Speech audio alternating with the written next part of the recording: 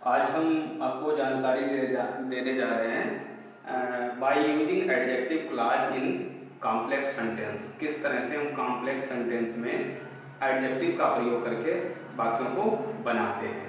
तो इसके बारे में जानने के लिए हम सबसे पहले आपको बताएंगे कि किस तरह से जो है एडजेक्टिव क्लॉज में आप प्रयोग करेंगे।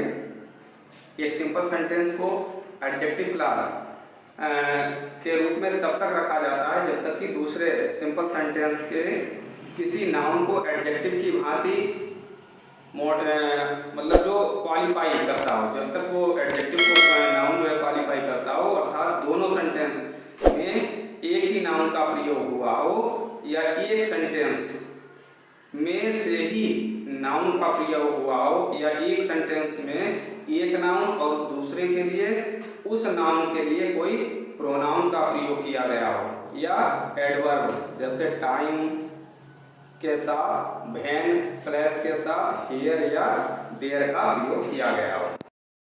तो अभी तक हमने आपको इसके बारे में बताया कि किस तरह से हम कॉम्प्लेक्स सेंटेंस में इसका प्रयोग कर सकते हैं।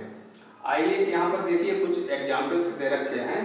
तो इन एग्जाम्पल्स में जैसे कि पहला हमारा सेंटेंस दे रखा है the boy came here, he is my सन।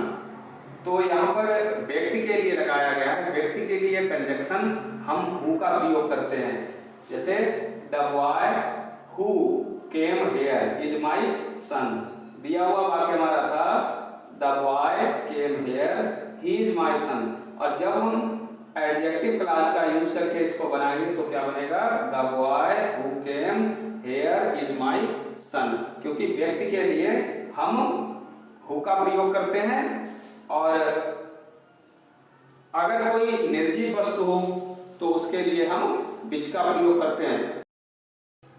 उसके लिए हम विच का प्रयोग करेंगे। जैसे I gave him a pen was very cheap.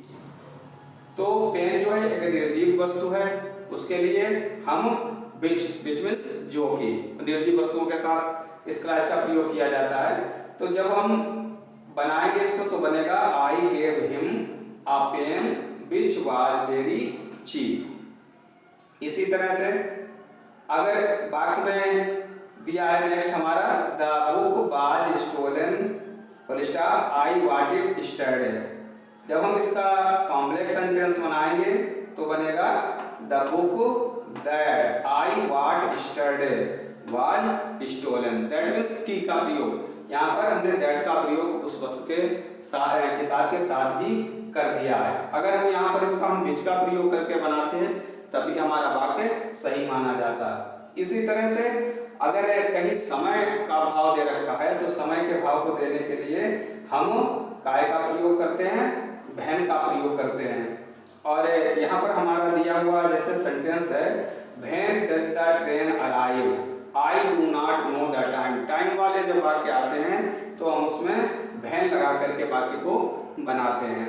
जैसे I do not know the time when the train arrives. इस प्रकार के वाक्य जो कि पहले दिए हुए वाक्य जो हैं वो प्रश्नसूचक हो, दूसरा दिया हुआ हमारा वाक्य असर्टिव हो। तो ऐसे वाक्यों को जब हम कॉम्प्लेक्स सेंटेंस में लाते हैं तो हमेशा पीछे की ओर से बनाते हैं। और ऐसे वाक्यों में जिनमें समय दिया होता है ऐसे वाक्यों को हमेशा व्हेन से ही आरंभ करते हैं। अब यहाँ पर दे रखा है कि when does the train arrive. When means कब गाड़ी आती है। I do not know the time, मैं नहीं जानता। I do not know the time, मुझे समय का पता नहीं है। तो यहाँ जब इसको हम बनाएंगे तो क्या बनेगा? I do not know the time when the train arrives. इसी तरह से अगर किसी स्थान का बोध किया गया हो तो वहां पर हम देयर का प्रयोग वेयर का प्रयोग करते हैं। जैसे I went to the village there I was born in 1990। इस तरह से जब हम इसका कॉम्प्लेक्स बनाएंगे तो क्या बनेगा? I went to the village where. यहाँ पर वेयर जो है क्लॉज के रूप में इस्तेमाल किया गया है। यहाँ पर एडजेक्टिव क्लॉज बनाने के लिए इसमें जो कंजक्शन का इस्तेमाल किया गया है वो वेयर का प्रयोग किया गया है, क्योंकि वेयर का प्रयोग स्थान सूचक वाक्यों में किया जाता है। तो I went to the village where I was born in 1990। अब इसमें क्या है कि इसके रूल्स जो होते हैं, जैसे कि आपके समक्ष ये सारे सेंटेंस रखे गए हैं। जब adjective class, relative pronoun who, whose, whom, which, that, relative adverbs when, where, why से जुड़े जाते हैं, तो यह ध्यान रखना चाहिए कि इन शब्दों को उन शब्दों के पास रखना चाहिए जिन्हें वो क्वालिफाई करते हों। हु, हुज, हुम जीवित प्राणियों के लिए तथा दैट और विच ये बेजान चीजों के लिए प्रयोग किए जाते हैं। जैसे कि हमने यहाँ पर आपको एक सेंटेंस समझाया था कि I gave him a pen. तो पेन क्या है? पेन एक निर्जीव वस्तु है और इसके साथ उनको कंजक्शन क्या, विच का प्रयोग करना पड़ा, क्योंकि विच और दैट बेजान चीजों के साथ में प्रयोग किए जाते हैं। तो जब वाक्य बनाया तो I gave him a pen which was very cheap, यहाँ पर प्रयोग हुआ। इसी तरह से कहा गया है कि जब सेंटेंस में समथिंग आए, समवन आए, समप्लस आदि जैसे शब्द हों तो नाउन क्लॉज का प्रयोग करते हैं और इन शब्दों को दूर करके इनके स्थान पर हु, भाट, भेयर और भेन आदि जैसे शब्दों को जोड़ देते हैं। केवल नाउन क्लॉज में एडजेक्टिव क्लॉज की भांति अनेक टेंस नहीं रखा होता है। यहाँ पर हमने आपको जो ये 4 प्रकार के जो वाक्य बताए हैं, इनमें जैसे पहला हमारा जो दिया हुआ सेंटेंस था उसमें व्यक्ति की ओर इशारा किया गया था, यानी कि जीवित प्राणी। तो व्यक्ति विशेष के लिए हम वाक्यों में हु का प्रयोग करते हैं। अगर दूसरे वाक्य में जैसे कि हमारा पेन दे रखा था, तो पेन एक निर्जीव वस्तु है, तो निर्जीव वस्तु के लिए हम विच का प्रयोग करते हैं। तीसरा भी हमारा दिया हुआ वाक्य जो था वो बुक यानी कि किताब था, वो भी बेजानदार वस्तु हो गई, तो उसके लिए भी हमने यहाँ पर दैट का प्रयोग कर दिया। और इसी तरह से चौथा जो सेंटेंस था जो कि समय को दर्शा रहा था, तो समय वाले वाक्यों में हमने भेन का प्रयोग कर दिया, क्योंकि समय सूचक जो वाक्य आते हैं कॉम्प्लेक्स बनाते समय उनमें भेन का प्रयोग किया जाता है। इसी तरह से पांचवा जो सेंटेंस दिया था हमारा वो स्थान सूचक वाक्य था, और स्थान सूचक वाक्य होने के कारण जो है हमने उसमें भेयर का प्रयोग किया।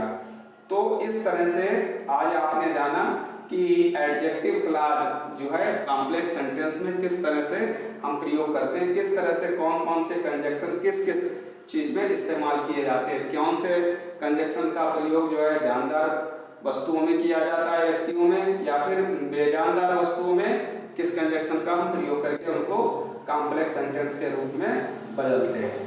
थैंक्स।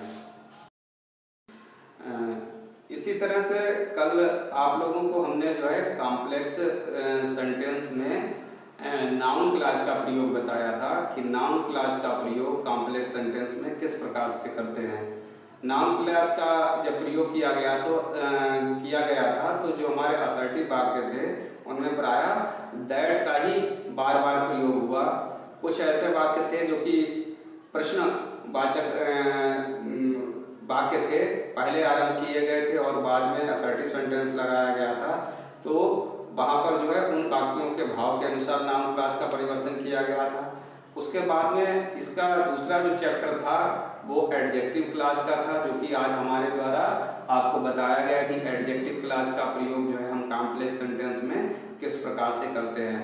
तो प्रायः सबसे इसमें एक ही चीज़ समझने वाली है कि बच्चे इस चीज़ पर विशेष ध्यान दें कि एडजेक्टिव क्लॉज कॉम्प्लेक्स में बनाते समय जो हमारी सजीव चीज़ें होती हैं या व्यक्ति होते हैं उनके लिए हम हु का प्रयोग करते हैं। अगर स्थान सूचक वाक्य में स्थान का भाव दिया हो या देर का प्रयोग हो तो वहाँ पर ऐसे वाक्य जहाँ पर स्थान का भाव होगा वहाँ पर हम कंजक्शन भेयर लगा करके वाक्यों को बनाते हैं। और जो वाक्य हमारे समय सूचक होते हैं जिसमें जैसे कि ये गाड़ी कब आएगी, when the train is arrive, तो इस तरह की वाक्य होते हैं जिनमें कि समय का भाव दे रखा होता है, कब के लिए प्रश्न किया गया होता है, तो ऐसे वाक्यों में हम व्हेन का प्रयोग करके बनाते हैं। और अगर किसी स्थान में स्थान सूचक दिया गया है किसी वाक्य में भाव, तो वहाँ पर हम वेयर का प्रयोग करके बनाते हैं। बहुत सा आसान सा तरीका है, अगर आप इन चीज़ों को देखें तो आप आसानी से कॉम्प्लेक्स सेंटेंस की रचना कर सकते हैं।